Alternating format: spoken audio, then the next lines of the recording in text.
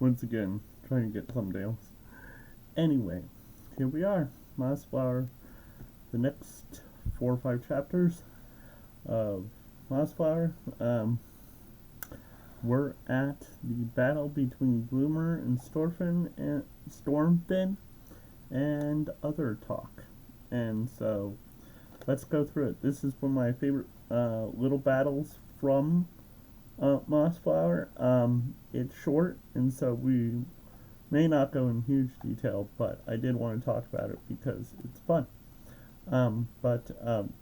So we have Martin with the otters, and we see Martin and Gomf as well, and Gomf and the otters, and so we get all their interactions. And it's really quite delightful. Martin laughing at again more of Gomf's cheekiness, and you can really see Gomf really being able to bring out the more cheekier side with the otters, and kind of how they much like that and admire that, and it's really fun.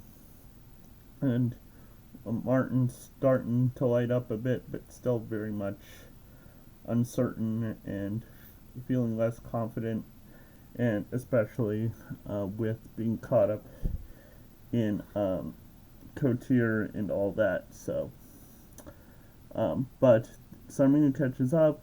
A few of the otters get hurt, and but thankfully Lady Amber's there right behind, and she basically prevents any more slaughter. And Sarmina shows her, of course, lack of courage by using one of the soldiers as a shield. And so there we are, once again, full calendars on display, and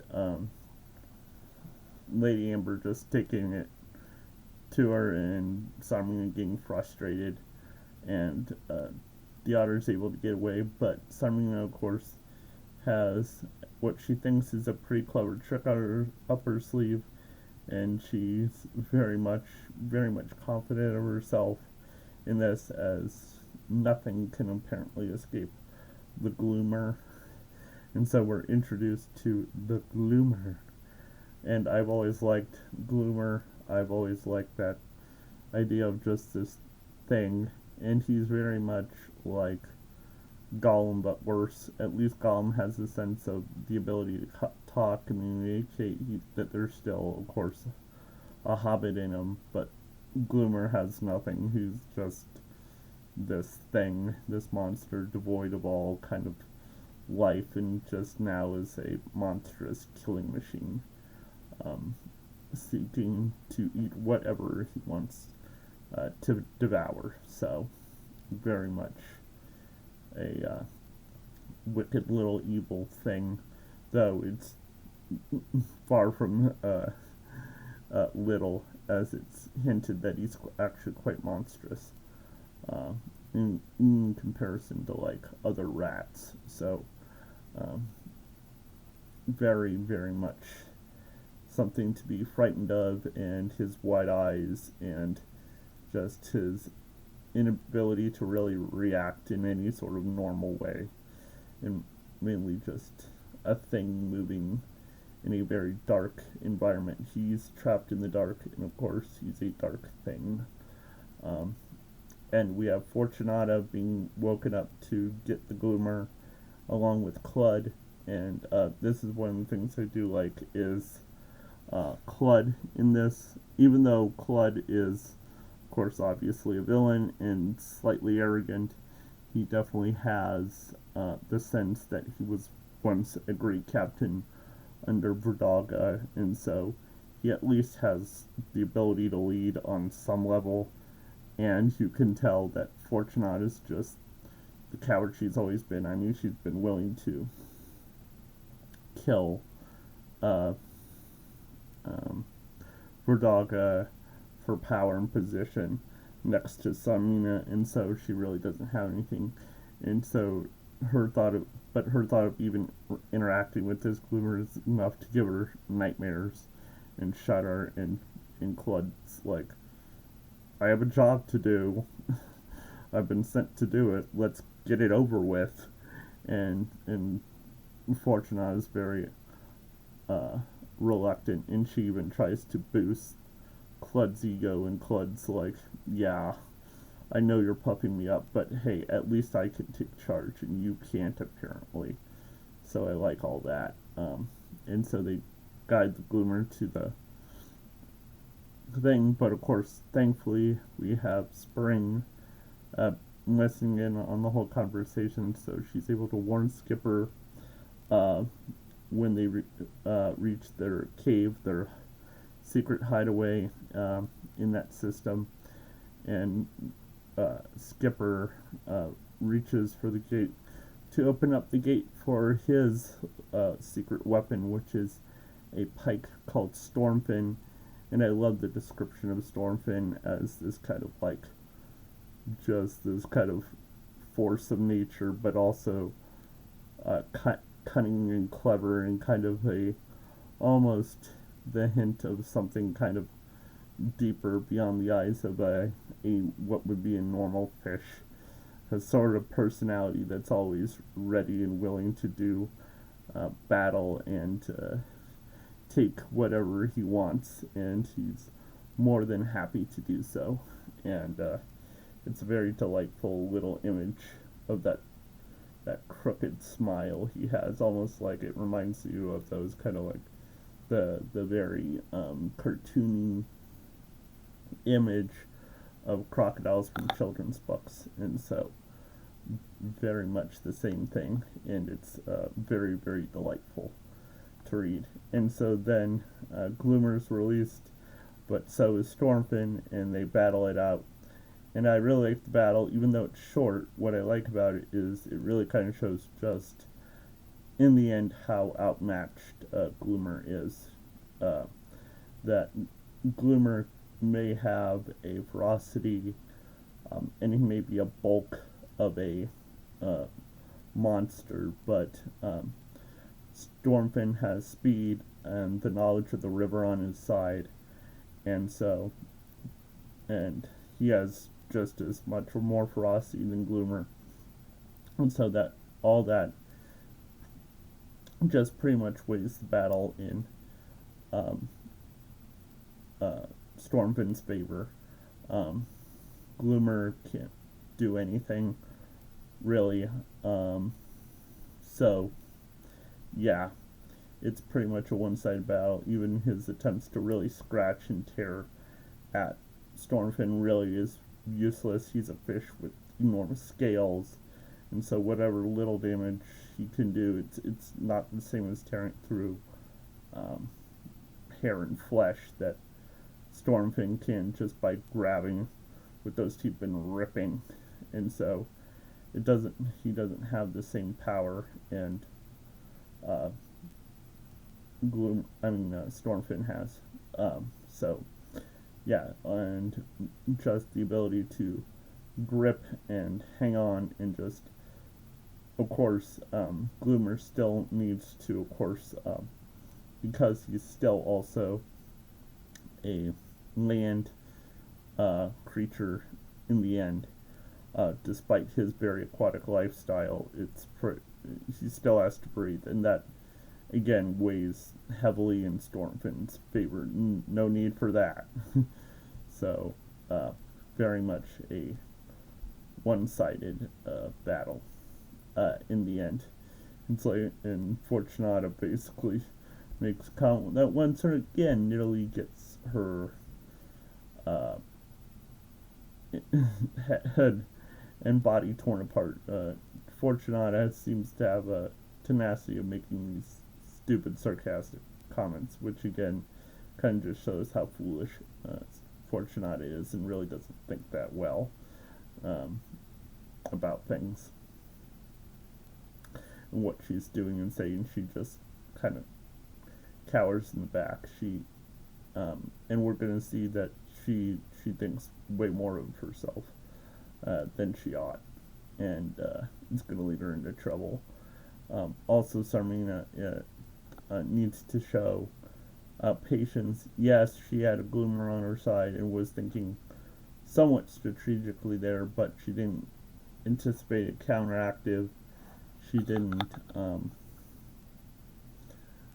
think about the need to strategize how to use the Gloomer effectively. Rather just get him and he'll find the otters, and it's an okay strategy, but it quickly dissolves, and now she has basically nothing to really go forward on, and so yeah, she's pretty much duped and defeated, and very much now behind. And so she needs to think more strategically on how she's going to rid herself of these woodland creatures. And it's going to take time. So then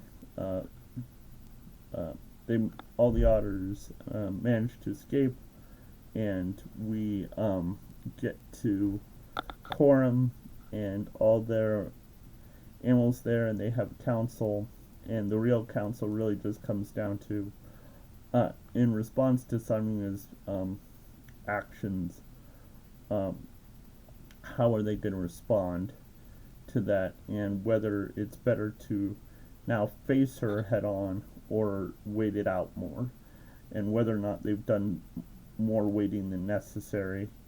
And the consensus is basically to still wait it out, and we need to get more information. Especially by hiring the Robin Chibb, or Chip, it's Chibb or Chip, to do all the work and act as their spy. And so there's a couple really good points brought up, one by Ben Stickle, which is basically, we were their farmers, we were their source of food, and now they're going to run out. So we actually have somewhat of an advantage in that we at least have the ability to provide for ourselves. They don't know how to cook, they don't know how to provide for themselves. And this kind of goes into an interesting thing I didn't think about till this take, is the fact that Brian Jakes has a very good understanding of hard work and labor, in that that a lot of stuff in the world relies on you being able to at least have some ability to care for yourself, and that you need to have the skills necessary to make yourself reliable for yourself and others. And villains in Redwall rarely have that. There are some who are more clever with that, and we see the better leaders understand this, but we see the breakdown of what happens when some of these villains rely so much on other creatures for their means of living.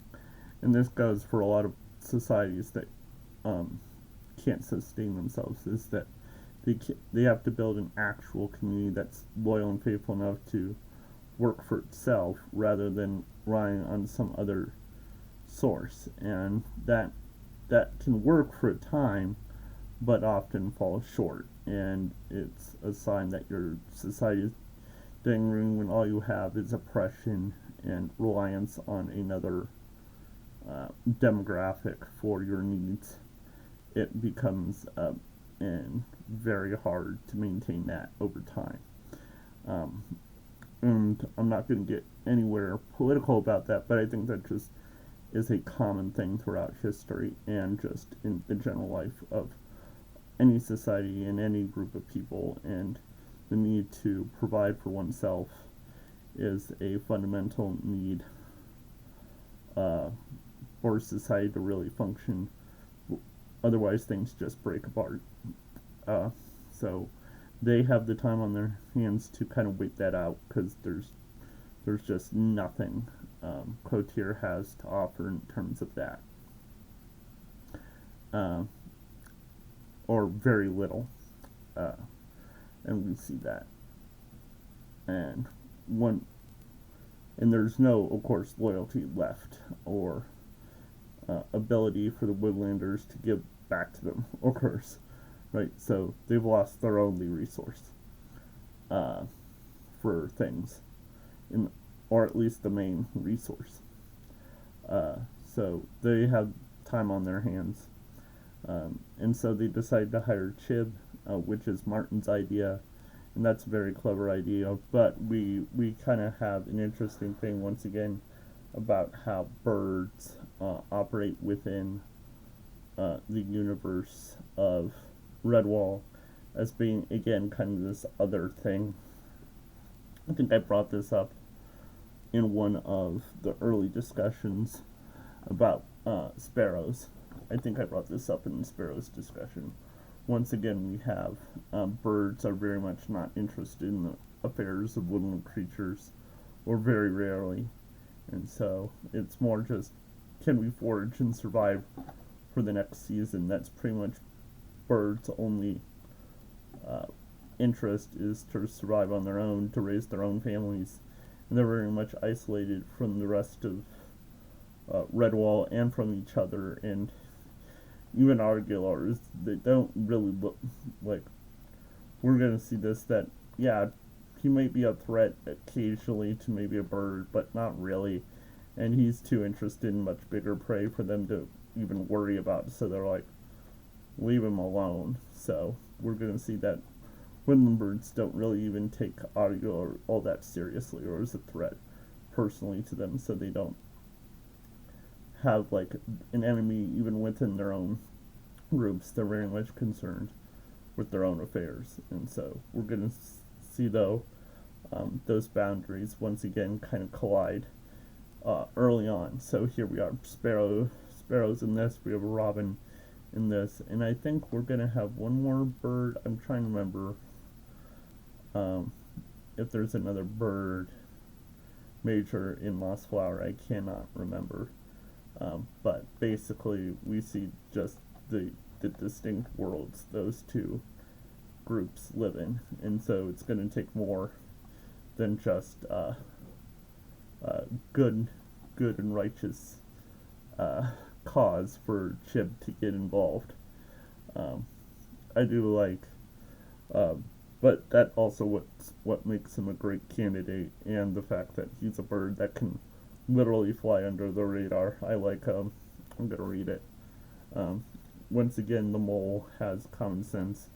This is one of my favorite things, is mole common sense throughout the books. And this time it's, Formal says in this section,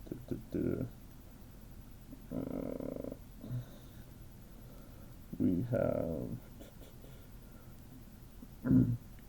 her aboard is him say that Chibb be a spy. Save us doing the job. Besides, we don't have wingers to fly with. So it creates it employs a much easier method of spying, and plus birds can go where no one else can go because they have wings. So very, very mole logic, which I really like. And then of course we also have Martin finally being able to taste Goody's food. And so I'm going to leave you with this because it's almost dinner time here, so this will just make me hungry. More hungry. I've already read this once. But it's always fun reading Brian Jakes' description of food. So if this makes me hungry, it should make you. Where are we? After all, who could resist roasted nuts in cream and honey, or clove oatcakes dipped in hot red currant sauce, celery and herb cheese on acorn bread with chopped radishes, or huge home-baked seed and sweet barley cake with mint icing, all washed down with either October ale, pear cordial, strawberry juice, or good fresh milk. And there's the bird, who probably also wants food. So I'll say goodbye for now. Bye.